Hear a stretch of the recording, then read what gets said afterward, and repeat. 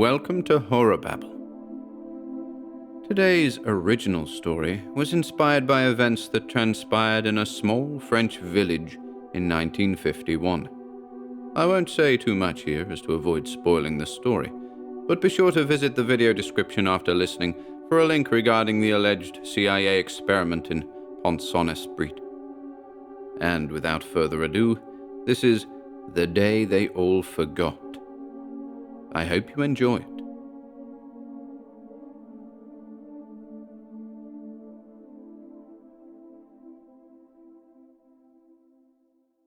The Day They All Forgot by Ian Gordon. I'll never be able to convince you that the story I'm about to tell is true, but as far as I'm concerned, catharsis isn't about proving a point, it's about getting something off your chest. Let me start by saying we were all supposed to forget. Mark and Richard, the florists, Mr. Pace, the greengrocer, Wes, the butcher, Krista, the cartographer, Rashid, the librarian, Oliver, the exchange student from Chicago, every last one of us. And they would have pulled it off, too, but for me. So, here goes. It was late March in the town of, well, let's just call it Pelton. It's a small town in County Durham, up in England's northeast. It had been a wet month, and many of us Peltoners had spent most of it indoors. But the day in question, the one they all forgot, started out dry and clear. I remember rising just after 7 a.m., slipping into my dressing gown, and sitting on the deck in the backyard, absorbing the precious sunlight. I was a bachelor at the time, and had no company to speak of, other than Mulder, my not-so-loyal cat. He lay sprawled on the deck at my feet. The poor little fellow had spent the preceding weeks glued to the radiator. Anyway, it was a wonderful start to the day, and so I dressed, rather enthusiastically, and set out to Kath's Bakery on Main Street. Fresh bread on a sunny morning is, to me, like worship to the gods. This was around 9 a.m., I might add. It was during that stroll along the relatively quiet Main Street that I noticed the first oddity.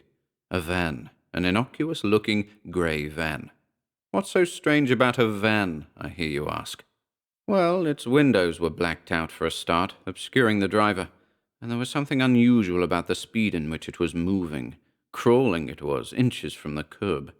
I was half convinced the side door would open at any moment, from which any number of masked assailants might emerge, hell-bent on dragging me inside. But there was something else, too. Its exhaust was pumping out a vast quantity of fumes, bluish vapors that quickly dissipated in the warm air. I didn't like the look of that van whatsoever. Where it had come from and what its purpose was in a town like Pelton, I hadn't the foggiest. Hoping my numerous glances hadn't drawn any undue attention, I continued in the direction of Kath's. Bob the Webb, the former Pelton School groundskeeper, emerged from the bakery clutching a paper bag full to the brim with French baguettes and baps. The hairdresser, Diane DeWitt, wasn't far behind him, a beautiful bloomer wedged between hip and forearm. Then out came Janet Morrison, zealously clutching a monstrous cinnamon roll. It was the size of a football. Entering the bakery, I soon heard from Kath that it had been a busy morning, unsurprising really, considering the weather. Folks were making the best of it, Kath had said, many of them heading off into the hills or out onto the park down by St. Bart's, all of them with the word picnic on the brain. And so, as far as Kath's goods were concerned, it was slim pickings for me, the trays of breadcrumbs and inexplicable excess of iced buns not quite tickling my fancy. I extended the obligatory courtesies and excused myself. Stepping back onto Main Street, I was immediately unnerved by the sight of Miss Jenkins, an old-age pensioner usually confined to Kettle's retirement home on Platt Lane. What she was doing out and about on her own, I hadn't a clue. But it wasn't the fact that she'd apparently gone AWOL that bothered me. She was standing on the opposite side of the street, her backdrop the old snooker hall, and she was looking right at me, her misty eyes agape. You see, I knew those old eyes well. My elderly aunt had been up at Kettle's prior to her death some months earlier, and Miss Jenkins was often by her side in the community room. She'd been vacant, suffering from dementia, I think, her eyes like arcade machine coin slots. But there on the street, those eyes were like black pools, wide, opaque pits, drawing me into their depths, feasting on my resistance, willing me to approach them. But the old lady beat me to the punch. Out she stepped into the road, right in front of a passing vehicle. The car, a maroon estate I'd rather not describe in detail, plowed Miss Jenkins into the road, pulverizing her. I looked away, but not before her skull popped like a balloon under the wheels. Those eyes, those staring vacant eyes, were now little more than a milky fluid flowing east along Main Street. The driver of the estate car, the chiropractor, Nigel Phillips, climbed from the vehicle in a state of shock, clutching his sides, holding back the vomit. He managed to yell a couple of times, his expletives directed at the body parts beneath the car, before succumbing to the gravity of the situation and collapsing in a heap next to the corpse. A number of onlookers rushed to the aid of the victim, but quickly reached the same conclusion. Miss Jenkins was irredeemable. I crossed the street and found myself standing in approximately the same position Miss Jenkins had been standing prior to her mad leap into the road, and there, surrounding me, were a number of pigeons, each of which had discovered a sizable bounty of breadcrumbs. I looked up, straight across the street to where I had been standing just minutes earlier. Had old Miss Jenkins really been eyeballing me? Or had those dark, unfathomable eyes been seeking Kath's bakery? But it didn't matter, for things were about to get a whole lot stranger. Nigel Phillips, who had been sobbing quietly for a space, was now on his hands and knees, crawling in the direction of Miss Jenkins's remains. The onlookers I mentioned, Pat Jones and Cheryl Davis, joined me amongst the pigeons and the breadcrumbs. Only one passing car had stopped, the driver of which, Steve Moore, a door-to-door salesman, was sitting calmly behind the wheel, mobile phone in hand, attempting to contact the emergency services. Then, quite abruptly, the phone in his hand fell to his lap, as his eyes were drawn to what poor Nigel was now up to in the road. Pat and Cheryl, who, unfortunately, were a couple of paces ahead of me, had front-row tickets to the diabolical spectacle. Nigel was on all fours, sniffing at the remnants of Miss Jenkins. He approached what can only be described as a broad puddle of viscous fluid, and out came his tongue. Like a dog, he started licking that stuff up. Pat turned to me and yelled incoherently. Cheryl took a step towards Nigel and silently waved at him, unable to find her voice. And then Janet Morrison, who was still clutching that now partially eaten cinnamon roll, came running into the road, screeching at the top of her voice, "Nipper, no! Get away from there! Stop it, Nipper! No!" And I realized that she was addressing Nigel, a grown man of 42, addressing him as her very own bull mastiff, a dog we all knew by the name of Nipper. "Stop it, Nipper! It'll make you sick!" she continued to yell as she approached him, the crumbling cinnamon roll dusting the tarmac.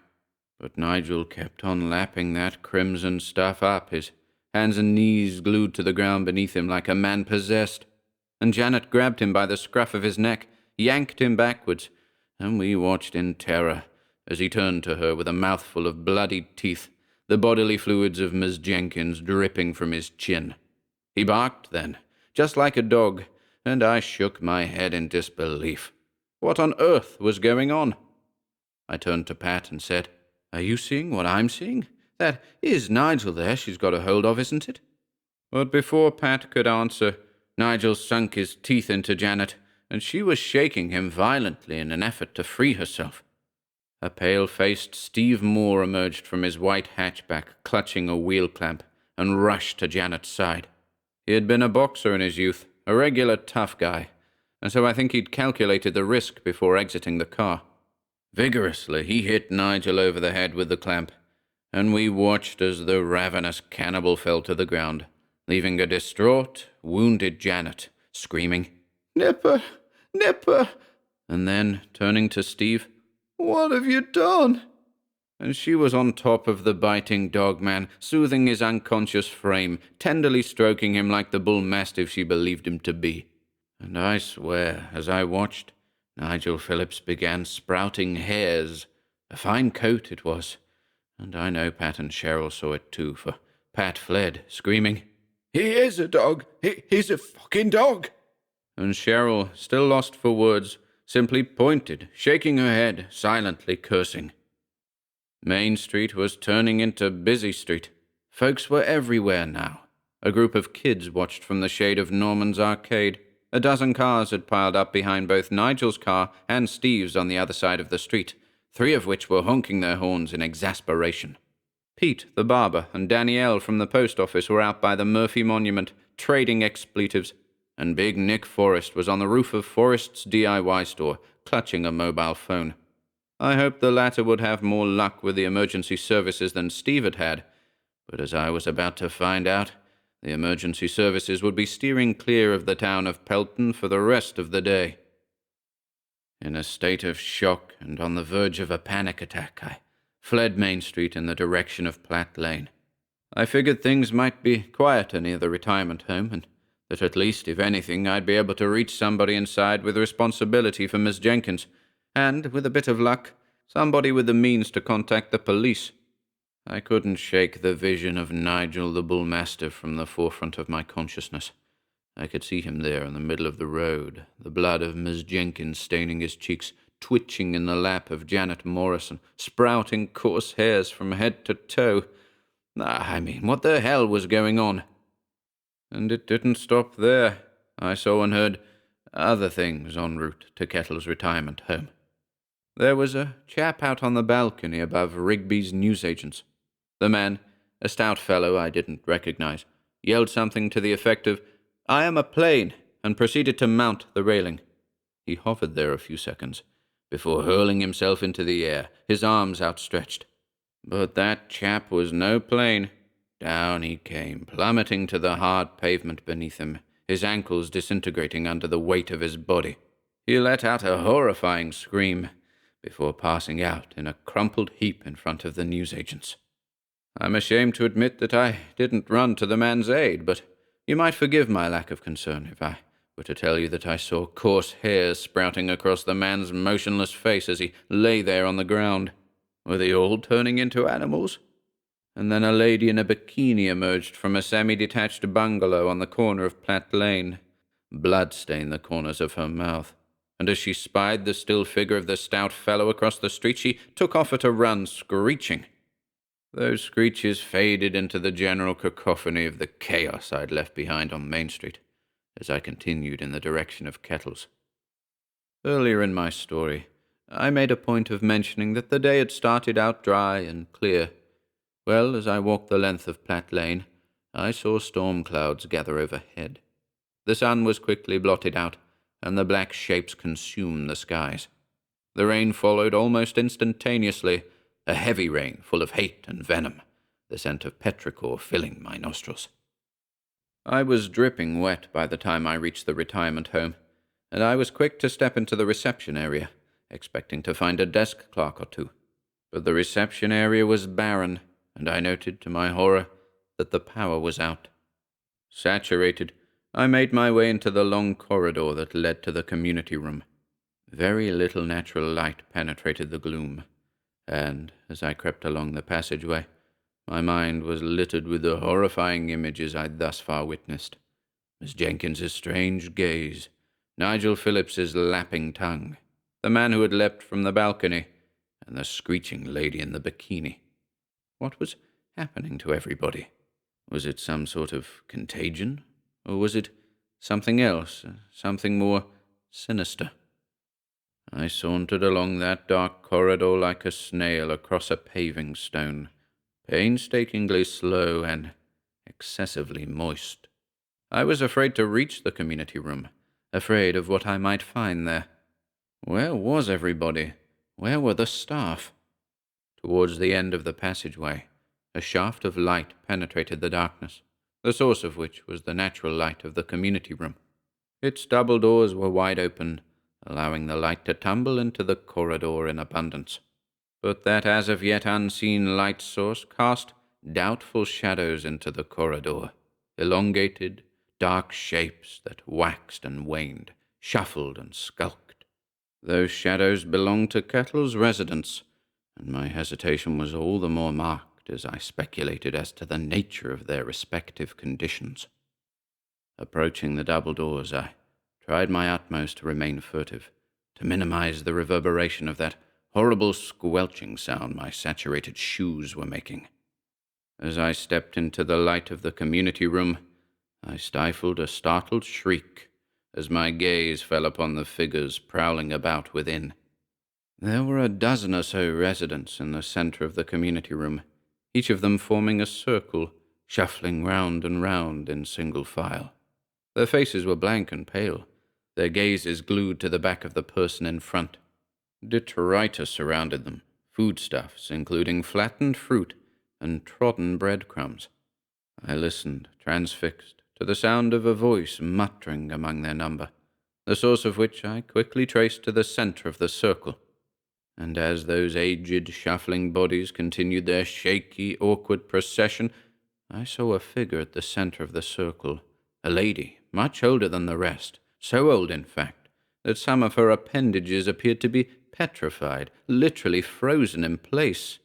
Her eyes were tightly closed, and from her mouth came indecipherable mutterings and sporadic cries, along with crimson dribble and mucus, all of which was spat directly onto the floor. And there, on all fours at the ancient specimen's feet, was one of the home's nurses. Entirely naked she was, lapping up that greasy, foul excrement with a tongue twice the length of a human being's.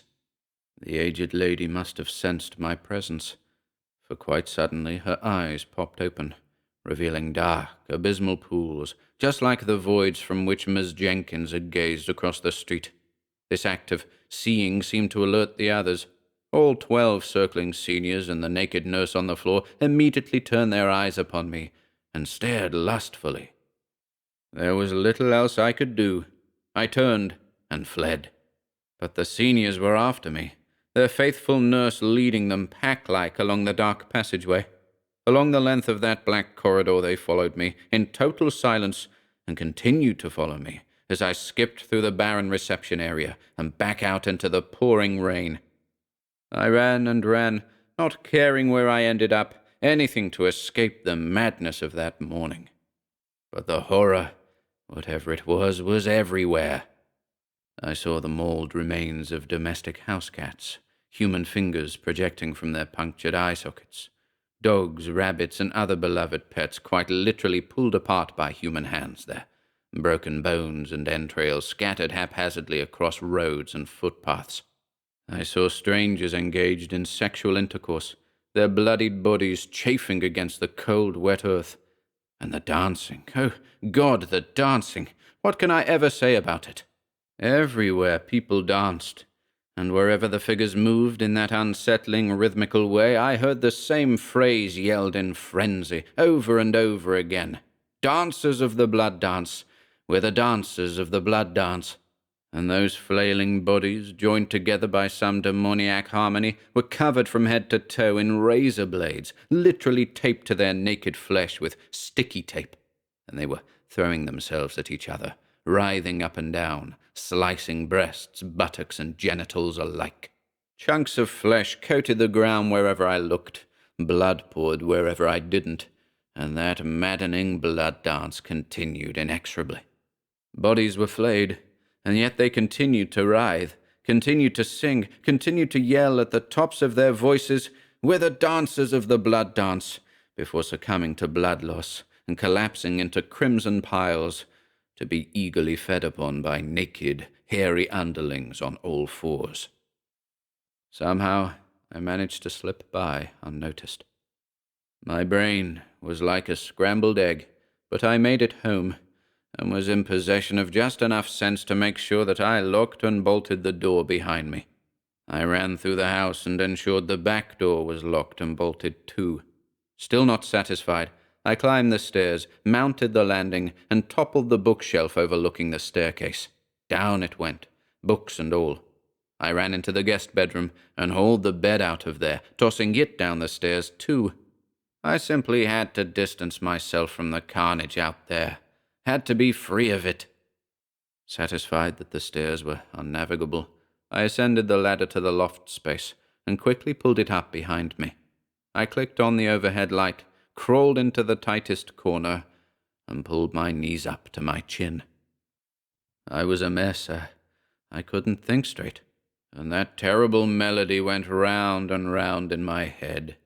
Dances of the blood dance, with the dancers of the blood dance. Although the words were unfamiliar, I could have sworn I'd heard that melody before, but where? As I sat there amongst the clattering cobwebs of the loft, I retraced my steps. The dancers, the ancient lady at kettles, the man on the balcony, Miss Jenkins, Kath's bakery, the van. Yes, the van, that anonymous-looking grey van, pumping bluish fumes everywhere. But what were the other commonalities? People on all fours, resembling dogs, even sprouting hairs, consuming flesh and blood like cannibals. And then it came to me. Breadcrumbs. There had been bread products everywhere. Miss Jenkins had left breadcrumbs in her wake. Janet Morrison had been clutching that enormous cinnamon roll. Now that I thought about it, hadn't the man on the balcony been clutching something prior to leaping into the air? A sandwich, perhaps? And the foodstuffs on the floor at Kettle's, flattened fruit and trampled breadcrumbs. Had all this started at Kath's bakery somehow? Anything was possible. But I hadn't purchased anything from Kath's that morning. She'd sold out of all the good stuff, and I just hadn't liked the look of those solitary iced buns. Still, I was seeing things, and that brought my thoughts back to that anonymous-looking van. A further thought occurred. Had I really seen any of the things I thought I had seen? Had Miss Jenkins's apparent suicide prompted a series of unlikely events? What if that wasn't Nigel Phillips in the road licking up her remains? Perhaps Janet Morrison's dog, Nipper, had got out of the house somehow, and she'd simply given chase, only to find the dog had discovered what was left of Miss Jenkins. But I'd seen so much, too many things to discount as merely the result of some mild panic attack. Regardless, I had no desire to expose myself any further to the phenomenon, whatever it was. My suppositions would have to be retired for the day. I'd spend the night in the loft, locked safely away from the chaos and carnage occurring outside. And, luck permitting, I'd venture out in the morning, to discover that nothing whatsoever out of the ordinary had occurred, just a bad dream and just another day in Pelton. Exhaustion must have knocked me for 6, for when I awoke, I found myself lying quite comfortably in my bed in the main bedroom, with absolutely no knowledge whatsoever of how I ended up there. I glanced at the clock on the bed table. 8:30 a.m., Monday, 27th of March. Monday? I'd slept for, 20 hours or more? I climbed from the bed tentatively, noting that I was wearing my pajamas, and left the room, stepping onto the landing. There was my bookshelf, upright at the top of the stairs, books and other items carefully stacked upon the shelves. I peeped into the guest bedroom. There was the single bed, just as it had been prior to my thrusting it over the balcony. Nothing upstairs was disturbed. And so, unsettled, I crept downstairs and strolled into the living room. I drew back the curtains and looked out onto the street. Just another glorious morning in Pelton. And just as my anxiety threatened to crest 11, I felt the familiar, comforting presence of Mulder at my feet, rubbing against me in that inimitable way only cats can. But I was spurred on by the weirdness of it all, and so I quickly dressed, noting that the items of clothing I'd worn the previous day, a blue V-neck t-shirt and grey checked shorts, were among the items of clothing safely stowed away in my wardrobe. No sign of recent wear or dampness from the rain. Down by the front door in the vestibule, I found my shoes in a similar condition. No sign of recent wear, not at all damp. Baffled, but driven by that undeniable curiosity we experience when confronted with a good old-fashioned mystery, I dressed and strode out into the sunlight, with only one destination in mind, Kath's bakery. Upon reaching the bakery, I immediately scanned the road, particularly the area upon which Miss Jenkins's flattened body had lain bleeding just 24 hours earlier. But there were no signs that anything had ever lain there. No tire marks formed by Nigel Phillips's estate car as he'd hit the brakes. Nothing whatsoever. But that wasn't the strangest thing. The strangest thing was when I strolled into Kath's, ready to quiz her with regards to yesterday's madness, only to be confronted by both Kath and Miss Jenkins. There she was, full of life, gassing with Kath like it was the most natural thing in the world. And stranger still was the fact that Kath didn't seem at all surprised by Miss Jenkins's presence in the bakery. The pair was simply nattering away, which would have been odd prior to her suicide, considering her dementia. "But," I started hesitantly, "you—" Miss Jenkins turned her gaze on me, but there was nothing unusual about her eyes, just the glazed, milky eyes of an old lady. But behind those eyes lurked something else. This wasn't the Miss Jenkins I had known, in possession of the vacant, unknowing coin slot eyes of a woman suffering from dementia. No, this was somebody else entirely, and those eyes were full of alertness and purpose. I bit my lip, afraid to give myself away. Kath might have forgotten, but I hadn't. "Never mind," I said, and backed the hell out of there. And out in the sunlight, as I wandered from street to street, I saw Nigel Phillips and the man who leapt from the balcony. I saw the blood dancers, well, a couple of them anyway, walking and talking merrily amongst themselves. I saw Janet Morrison with her bull mastiff, Nipper, heading in the direction of the park. And each and every one of them gave me the strangest look, and I knew what that look was. Unfamiliarity. They didn't know me. Those impostors had never known me. But did they know themselves? That was the question. But when, by chance, I crossed paths with Pat Jones and later Cheryl Davis, I was relieved to feel the warmth of familiar gazes upon me, eyes that knew, eyes that had always known. But, just like Kath, their memories of what had occurred that Sunday seemed to have been erased. Not that I probed them on the subject, it was just self-evident. Their eyes hadn't seen what I had seen. Their ears hadn't heard what I had heard. But those impostors, those replacements, they know I know, I'm sure of it. I mean, they're supposed to know, aren't they? They're here to keep an eye on us, to make sure we've all forgotten. Well, I haven't forgotten, and I refuse to forget. The day they all forgot will be forever etched upon my memory. I carry the torch for the real victims of Sunday the 26th. Miss Jenkins, the blood dancers, Nigel Phillips and Janet Morrison. The list goes on. And when that van returns, which I'm sure it will in time, I'll be ready. Somehow I'll avenge the forgotten folk of Pelton. And that's it. That's my story. Barking, isn't it?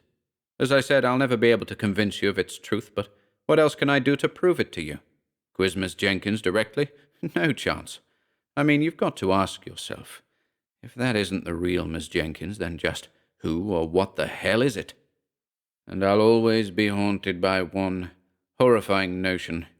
What if I'm still under the influence of whatever it was the occupants of that van pumped into the air?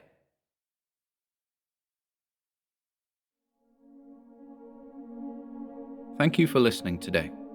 If you'd like to support our work here at HorrorBabble, be sure to check out the video description below, where you'll find links to our Bandcamp and Patreon pages, our merch store over at Teespring, and further information relating to our releases on Audible, iTunes, and Spotify. And until next time,